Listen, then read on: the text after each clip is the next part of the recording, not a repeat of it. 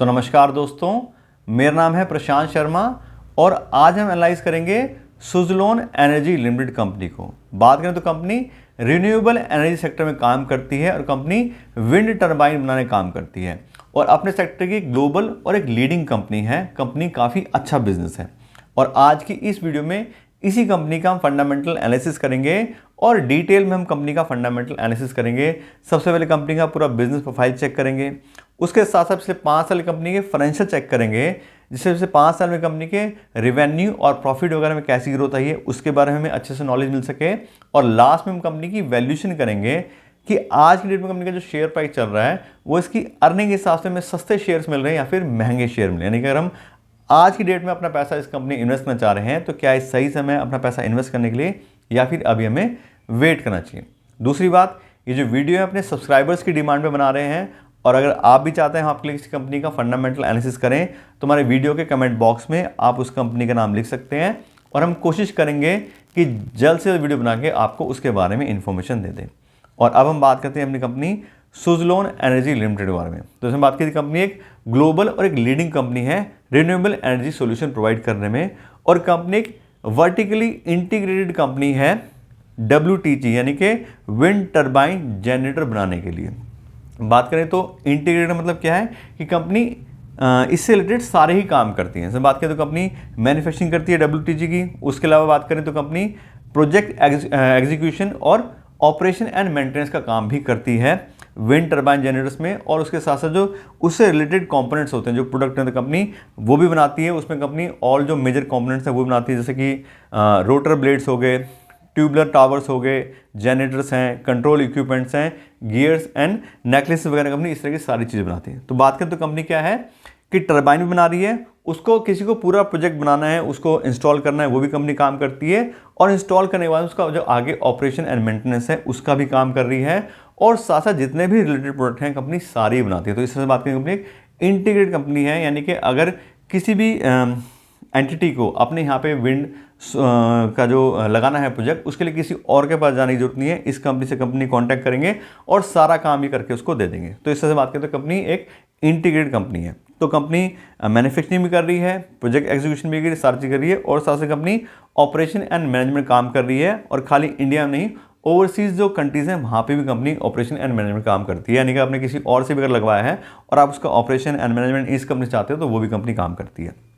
उसके बाद कंपनी की कैपेसिटी की, तो अभी तक कंपनी 21 गीगावाट की विंड एनर्जी जो है वो इंस्टॉल कर चुकी है, 17 अलग अलग कंट्रीज़ में है और कंपनी 111 से ज़्यादा विंड फार्म जो है वो स्टैब्लिश कर चुकी है। तो काफ़ी अच्छा प्रोफाइल कंपनी का है। फिर बात करें तो कंपनी का फुल गवर्नमेंट सपोर्ट है। गवर्नमेंट सपोर्ट कैसे कि गवर्नमेंट का जो प्लान है रिन्यूएबल एनर्जी जनरेशन का वो 2030 तक 500 गीगावाट का है, यानी कि जो नॉन फॉसिल फ्यूल से एनर्जी जनरेट करनी है वो 500 गीगावाट की करनी है। ये गवर्नमेंट का प्लान है 2030 तक। और अभी जो हो रही है एनर्जी, रिन्यूएबल एनर्जी जो कंपनी एनर्जी जो इंडिया में सारा जनरेशन हो रहा है वो सिर्फ 250 गीगावाट, यानी कि अगले 5 साल में डबल कैपेसिटी गवर्नमेंट को करनी है। उसके लिए जो गवर्नमेंट है वो काफ़ी चीज़ें प्रमोट कर रही है, टैक्स में रिडक्शन है, कई चीज़ें हैं और अलग अलग कंपनीज को टारगेट भी दिए हैं कि आप फ्यूल की जगह जो रिन्यूएबल एनर्जी है उस पर काम कीजिए, उससे अपना जो है आप कैपेसिटी बढ़ाइए। तो उस तरह की अगर चीज़ें होंगी तो इन्हीं कंपनी को फ़ायदा होगा। विंड वाली हैं, सोलर वाली हैं, उस तरह की जो कंपनीज हैं उनको काफ़ी अच्छा आने वाले टाइम बिजनेस मिलने वाला है और ऑलरेडी काफ़ी अच्छे प्रोडक्ट्स इन कंपनीज में ऑलरेडी आ भी चुके हैं। फिर बात करें कंपनी के क्लाइंटेल की, कौन कौन से क्लाइंट हैं, तो कंपनी प्राइवेट और पब्लिक दोनों सेक्टर में काम करती है, यानी कि गवर्नमेंट कंपनीज के लिए भी काम कर रही है अगर उसको कहीं प्रोजेक्ट बनाना है और प्राइवेट कंपनीज काम करती है। साथ साथ बात करें तो जो पावर की यूटिलिटीज़ कंपनी हैं या इलेक्ट्रिसिटी प्रोड्यूसर्स हैं वो सब इनसे अपनी सर्विस लेते हैं। बात करें कौन कौन से मेन क्लाइंट कंपनी के हैं, तो उसमें ACC सीमेंट हो गया, अडानी रिन्यूएबल्स है, आदित्य बिरला ग्रुप हो गया, बजाज, गेल, हीरो, ITC, ONGC, इस तरह की बड़ी बड़ी कंपनियों ने इनसे प्रोडक्ट लिए हैं। पूरे अपने जो प्रोजेक्ट वगैरह कंपनी ने बनवाए हैं, उसके अलावा SBI भी है, टाटा, TVS, रिलायंस, इस तरह की सारी कंपनी इनसे सर्विस ली है। तो कहीं ना कहीं कंपनी का अच्छे प्रोडक्ट हैं, अच्छी सर्विस कंपनी प्रोवाइड करती है, इसलिए सारी कंपनियाँ इनसे अपना काम करवा रहे हैं। फिर बात करें कंपनी के रेवेन्यू ब्रेकअप की, तो जैसे बात की थी कंपनी मैन्युफैक्चरिंग काम भी करती है और ऑपरेशन एंड मेंटेनेंस का भी काम करती है।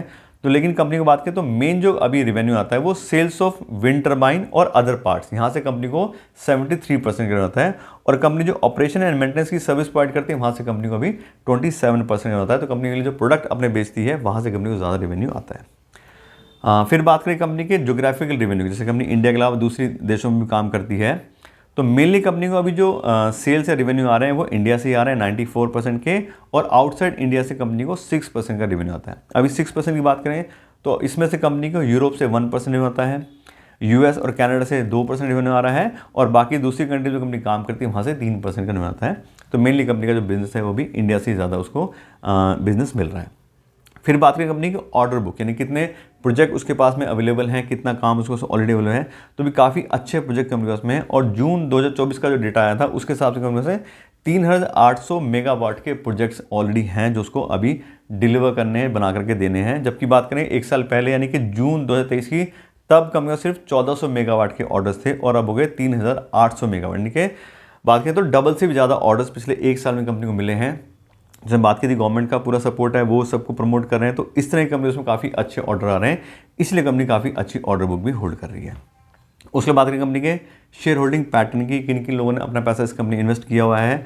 तो प्रमोटर्स के पास में कंपनी के 13% शेयर हैं, एफआई के पास में 24% शेयर हैं, डीआई के पास में कंपनी के 9% शेयर हैं, और पब्लिक और दूसरे लोगों ने भी काफ़ी अच्छा इन्वेस्टमेंट इस कंपनी किया है। 54% का स्टेक पब्लिक और दूसरे लोगों के पास है। बात करें तो इंस्टीट्यूशनल इन्वेस्टर होगा 33% का, और पब्लिक के पास में 54%। तो सभी लोगों ने भर भर के पैसा इन्वेस्ट किया है, काफ़ी ज़्यादा। बात करें तो पब्लिक ने और इंस्टीट्यूशनल ने इसमें अपना स्टेक लिया हुआ है, क्योंकि सबको पता है कंपनी भी अच्छी है, प्रोफाइल अच्छा है, और इसमें बात की थी ऑर्डर्स काफ़ी अच्छे आ रहे हैं, और 2030 तक का कंपनी जो गवर्नमेंट का टारगेट है वो हो गया, और आगे भी गवर्नमेंट इसको प्रमोट करेगी। तो इस तरह कंपनी से काफ़ी अच्छे ऑर्डर्स भी आने वाले हैं, काफ़ी अच्छे से प्रॉफिट इंक्रीज होगा, सब चीज़ होंगी, इसीलिए सब लोगों ने अपना पैसा इस कंपनी इन्वेस्ट किया है। तो कहना कि हमारे लिए भी अच्छा ऑप्शन हो सकता है। तो कुल मिलाकर बात करें तो कंपनी काफ़ी अच्छा बिजनेस प्रोफाइल होल्ड करती है, ऑर्डर्स भी कंपनी काफ़ी अच्छे आ रहे हैं, इंटीग्रेटेड कंपनी है, कंपनी सारा ही काम करके देती है, यानी कि भाई एक सिर्फ सेगमेंट पड़ा हुआ है बाकी सब चीज़ और करेंगे नहीं, सारा कंपनी काम करके देती है, सारा प्रोजेक्ट एग्जीक्यूशन ऑपरेशन मेंटेनेंस सब चीज़ काम करती है। तो काफ़ी अच्छा प्रोफाइल है, काफ़ी लीडिंग कंपनी अपने सेक्टर की ये है। और अब हम बात करें कंपनी के फाइनेंशियल्स के बारे में कि पिछले 5 साल में कंपनी के रेवेन्यू और प्रॉफिट वगैरह कैसी ग्रोथ आई है पिछले 5 साल में, वो डेटा में वो चेक करते हैं। और सबसे पहले देखते हैं कंपनी के रेवेन्यू। तो 2020 में कंपनी के रेवेन्यू थे लगभग 3000 करोड़ के, 2021 में आ गए 3300 करोड़। बात करें तो 2022 में एकदम से शूटअप हो गया और 6500 करोड़ के आसपास कंपनी के रेवेन्यू आए, यानी कि 2021 और 22 की बात करें तो डबल रेवेन्यू कंपनी के हो गए। उसके बाद से कंपनी 6500 करोड़ के आसपास का यहाँ पर रेवेन्यू मेंटेन कर रही है। 2023 में भी लगभग 6000 करोड़ आ गया, और 2024 में 6500 करोड़ के आसपास कंपनी ने है। तो काफ़ी अच्छे से कंपनी अपने रेवेन्यू इंक्रीज़ करें पिछले 5 साल में। परसेंटेज की बात करें तो 22% काफ़ी अच्छे सीजन से पिछले 5 साल में कंपनी ग्रोथ आई है। जैसे बात की थी अभी गवर्नमेंट ने जो अपने प्लान जब से लॉन्च किए हैं तब से काफ़ी अच्छा बिजनेस इस तरह कंपनीज को मिलना शुरू हो गया। फिर बात करें ऑपरेटिंग प्रॉफिट की, तो 2020 में क्योंकि कोरोना टाइम था तो उस समय कंपनी लॉस में गई थी। अदरवाइज बात करें पिछले 4 साल से तो कंपनी 16% फिर 14%, यानी कि 15% की एवरेज से पिछले 4 साल से कंपनी ऑपरेटिंग प्रॉफिट मैनेज कर रही है, और इंडस्ट्री के हिसाब से काफ़ी अच्छा कंपनी ऑपरेटिंग प्रॉफिट भी मैनेज कर रही है। फिर बात करें कंपनी नेट प्रॉफिट की, तो सेम वही 2020 में कंपनी लॉस में गई थी, लेकिन बात करें 2022 में भी कंपनी लॉस में गई है। 177 करोड़ का कंपनी को लॉस हुआ 2022 में। फिर 2023 में कंपनी को एकदम से शूटअप हो गया प्रॉफिट 2900 करोड़ के आसपास, और 2024 की बात तो इसमें कंपनी ने अच्छा खासा प्रॉफिट इंक्रीज करा है 660 करोड़ का। 2023 की बात करें तो 2900 करोड़ का जो कंपनी का प्रॉफिट आया उसमें से लगभग 2700 करोड़ की कंपनी अदर इनकम आई थी, यानी कि वो नॉर्मल प्रॉफिट नहीं था, वो वन टाइम का था। बात करें एवरेज तो वही 200 करोड़ के आसपास कंपनी का प्रॉफिट आया था बिजनेस से 2023 में, लेकिन 2024 की बात करें उसमें 660 करोड़ काफ़ी अच्छे से कंपनी इंप्रूव अपना प्रॉफिट करा है। तो बात करें पिछले 5 साल में, तो पिछले 5 साल में कंपनी 2 बार लॉस में गई है, 3 बार प्रॉफिट आया लेकिन 2 बार लॉस में भी कंपनी गई है। फिर बात करें फ्री कैश फ्लो की, तो कंपनी ठीक ठाक फ्री कैश फ्लो मैनेज कर रही है पिछले 4 साल से। 2020 में तो नेगेटिव गया ही था, वो सब चीज़ें आपको बताई थी कोरोना की, और फिर 2021, 22, 23 कंपनी तीनों साल में पॉजिटिव फ्री कैश फ्लो थी। 2024 में company negative free cash flow गया। अब क्योंकि अभी स्मॉल कैप कंपनी है और ज़्यादा ऑर्डर्स मिल रहे हैं, तो अभी कंपनी पैसा जो वापस से अपना बिजनेस में इन्वेस्ट कर रही है, ज़्यादा फ्री कैश फ्लो कंपनी इसलिए मैनेज अभी नहीं कर पा रही है। ऐसी बात करें डिविडेंड की, तो पिछले 5 साल से अभी कंपनी कोई भी डिविडेंड पेमेंट नहीं करा है। वही सेम रीज़न है कि अभी पैसा उसको चाहिए, जो सारे प्रोजेक्ट उसको मिल रहे हैं उसको कंप्लीशन के लिए पैसा चाहिए, तो डिविडेंड पेमेंट करने का कोई मतलब नहीं है। अभी बिजनेस को इंप्रूव करने में ही कंपनी लगी है, और वो ठीक भी स्ट्रेटेजी कंपनी की है। फिर बात करें डेट बाय इक्विटी रेशो की, कंपनी कितना लोन लिया हुआ है और खुद का कितना पैसा इन्वेस्ट किया है। तो कंपनी एक डेट फ्री कंपनी है, कोई कंपनी को लोन नहीं है। कंपनी का डेट बाय इक्विटी रेशो आ रहा है 0.06, यानी कि लगभग 0 के आसपास कंपनी ने लोन लिया हुआ है। तो कोई इंटरेस्ट का बर्डन कंपनी ऊपर नहीं है, कोई पैसे वापस करने की कंपनी को टेंशन नहीं है। फिर बात करें कंपनी के रिटर्न ऑन इक्विटी की, यानी कि जो इन्वेस्टर अपना पैसा कंपनी से इन्वेस्ट कर रहे हैं उनके पैसे पे कितना रिटर्न कंपनी जनरेट कर पा रही है। तो कंपनी का लास्ट ईयर का आरओई बहुत अच्छा है 29% का, जबकि 15% का मिनिमम रिक्वायर्ड होता है रिटर्न ऑन इक्विटी, और 29% ऐसे बात की थी कंपनी 2024 में काफ़ी अच्छे से प्रॉफिट इंक्रीज हुआ है, इसलिए कंपनी का रिटर्न भी काफ़ी अच्छा रहा है। तो कुल बात करें तो कंपनी अच्छे खासा फाइनेंशियल होल्ड करती है। अब क्योंकि प्रोजेक्ट वगैरह सारी चीज़ें बड़ी बड़ी हैं तो सेल्स तो कंपनी काफ़ी अच्छे से इंक्रीज हो रही है, लेकिन प्रॉफिट और लॉस वो कभी भी डाउन अप हो रहा है। लेकिन जैसे बात की थी कंपनी का बिजनेस काफ़ी अच्छे से इंप्रूव होने के चांसेस हैं, जैसे बार बार ऑर्डर्स की बात हो रही है, सब लोगों को ही रिन्यूएबल एनर्जी जनरेशन करने के लिए बोल रहा है गवर्नमेंट ने, तो उस बात करें तो कंपनी काफ़ी अच्छा फ्यूचर है, और मे बी आने वाले टाइम कंपनी और ज़्यादा इंप्रूव कर लेगी तो और अच्छे कंपनी फाइनेंशियल हो जाएंगे। अभी बात करें तो ठीक ठाक फाइनेंशियल है, बहुत ज़्यादा एक्स्ट्राऑर्डिनरी अच्छे तो नहीं है, लेकिन ठीक ठाक फाइनेंशियल कंपनी होल्ड कर रही है। और अब हम बात करें कंपनी की वैल्यूएशन के बारे में कि जो आज में कंपनी का शेयर प्राइस चल रहा है वो इसकी अर्निंग के हिसाब से सस्ते शेयर मिले या फिर महंगे शेयर मिले हैं। दूसरा बता दूं, इस तरह की कंपनीज की वैल्यूएशन करने के लिए मैं यूज़ करता हूं डिस्काउंटेड कैश फ्लो एनालिसिस। उसके अंदर कंपनी को फ्री कैश फ्लो को वैल्यू करते हैं, कंपनी कितना फ्री कैश फ्लो जनरेट कर रही है उसके हिसाब से इसकी कितनी वैल्यू बनती है। और किस तरह से मैं फ्री कैश फ्लो को कैलकुलेट करता हूँ, किस तरह से मैं वैल्यूएशन करता हूँ कंपनीज की, उसके लिए मैंने अपने चैनल पर अलग से वीडियो बनाई हुई है, आप उसको भी चेक कर सकते हैं अगर आप खुद से वैल्यूएशन करना चाहते हैं। और अब बात करते हैं कंपनी की फ्री कैश फ्लो की। तो 2022 में कंपनी था 1225 करोड़ का फ्री कैश फ्लो, 2023 में आया 390 करोड़, और 2024 में company negative free cash flow गई थी 148 करोड़ की। अब क्योंकि तीनों में डिफरेंस आ रहा है तो पिछले 3 साल कंपनी फ्री कैश फ्लो में एवरेज लेते हैं, और पिछले 3 साल कंपनी फ्री कैश फ्लो की एवरेज आ रही है लगभग 500 करोड़ पे, यानी कि लगभग 500 करोड़ पे हर साल company free cash flow generate करती है। और इस फ्री कैश फ्लो जो पूरी कंपनी की वैल्यू बनती होती है 25,000 करोड़ पे, यानी कि ऐसी कंपनी जो 500 करोड़ रुपए हर साल हमें कमा के दे सकती है आने वाले सालों में, उस कंपनी में आज हमें 25,000 करोड़ रुपए इन्वेस्ट करने पड़ेंगे। ये इस वैल्यूएशन का मतलब है। अब ये तो कि पूरी कंपनी वैल्यू, अब इसको हम नंबर ऑफ शेयर से डिवाइड करेंगे तो कंपनी की पर शेयर की फेयर वैल्यू निकल के आएगी, और कंपनी की पर शेयर की फेयर वैल्यू आ रही है 20 रुपीज़, यानी कि 20 रुपये पर इक्विटी शेयर के हिसाब से अगर हम कंपनी इन्वेस्ट करेंगे तो कंपनी को फेयर प्राइस पर खरीदेंगे, ठीक कंपनी इतना फ्री कैश फ्लो जनरेट करती है उसके हिसाब से इसकी इतनी वैल्यू बनती है। तो ये तो कंपनी का फेयर प्राइस हो गया। अब बात करें कंपनी के करंट मार्केट प्राइस की कि अभी एक्चुअल शेयर प्राइस कंपनी का क्या चल रहा है।